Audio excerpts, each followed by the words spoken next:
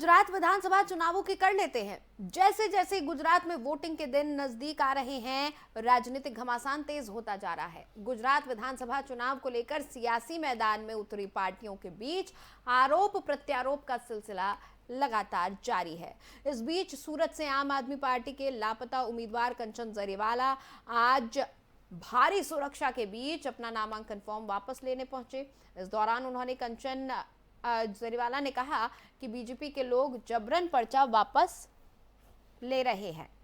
आम आदमी पार्टी ने बीजेपी पर प्रत्याशियों को धमकाने का आरोप लगाया है। आम आदमी पार्टी के गुजरात के प्रदेश अध्यक्ष गोपाल इटालिया ने कहा कि उनको बहुत धमकाया और डराया गया और जान से मारने की धमकी दी गई। उन्होंने कहा कि आज सुबह आपने देखा कि भारी भरकम पुलिस के साथ, गुंडों के साथ उसको यहां पर लाया गया। अगर वो अपनी मर्जी से पर्चा वापस कर रहे थे तो इतनी पुलिस की क्या जरूरत थी।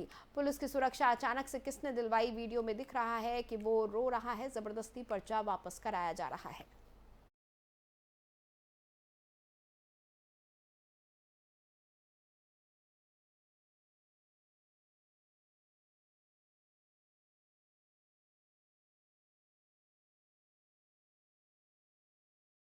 वहीं दिल्ली के मुख्यमंत्री और आम आदमी पार्टी के राष्ट्रीय संयोजक अरविंद केजरीवाल ने ट्वीट कर कहा है और उन्होंने ये कहा कि गुंडों और पुलिस के दम पर उम्मीदवारों को अगवा करके उनका नामांकन वापस करवाया जा रहा है।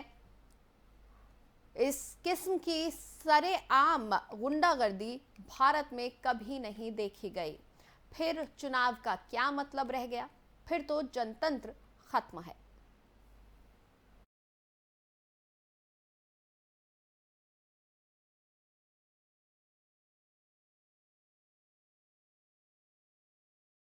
वहीं दिल्ली सरकार में उप मुख्यमंत्री और आप नेता मनीष सिसोदिया ने भी बीजेपी पर तीखा हमला बोला है। उन्होंने बीजेपी पर हमला बोलते हुए कहा कि बीजेपी लोकतंत्र की लूट कर रही है। आइए आपको सुनाते हैं उन्होंने क्या कुछ कहा। भारतीय जनता पार्टी के गुंडे और भारतीय जनता पार्टी की पुलिस मिलके आम आदमी पार्टी का अपहरण करते हैं और फिर उसका कैंडिडेचर वापस करवाते हैं, उसका नामांकन वापस करवाते हैं।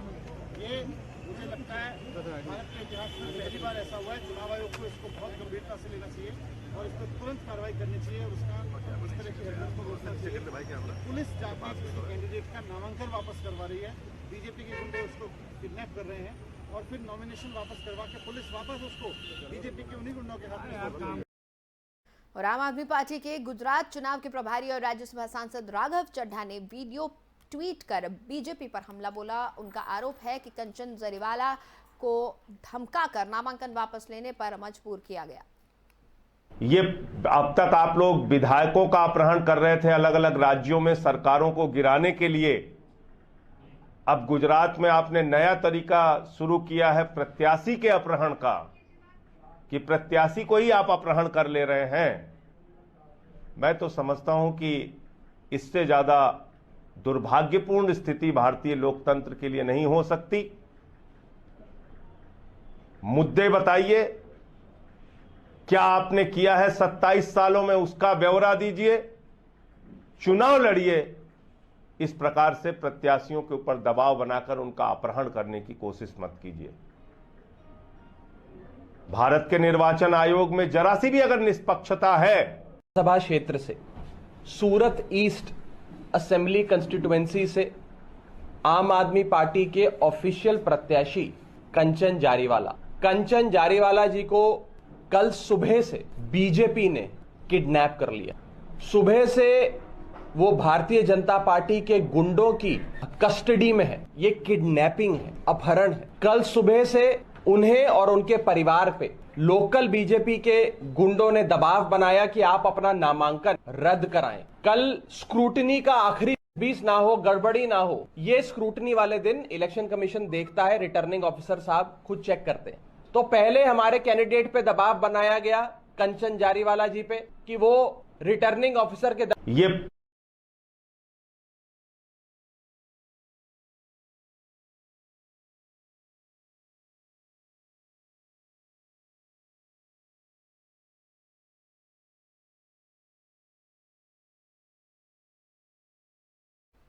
और पोलैंड में मिसाइल गिरने से दुनिया में हड़कंप मच गया है। इस मिसाइल अटैक में 2 लोगों की मौत हो गई है।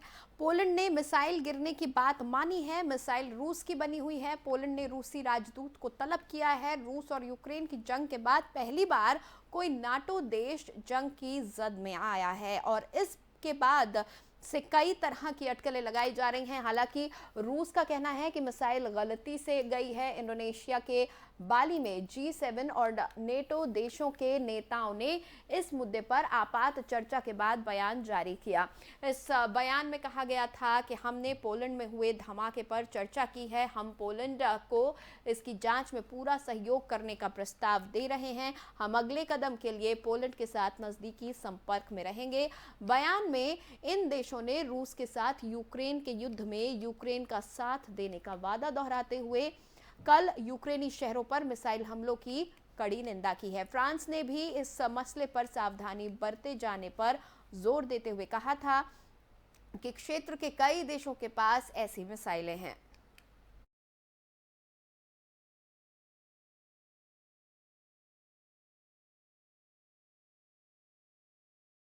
और इस बुलेटिन में फिलहाल इतना ही। मुझे दें इजाजत।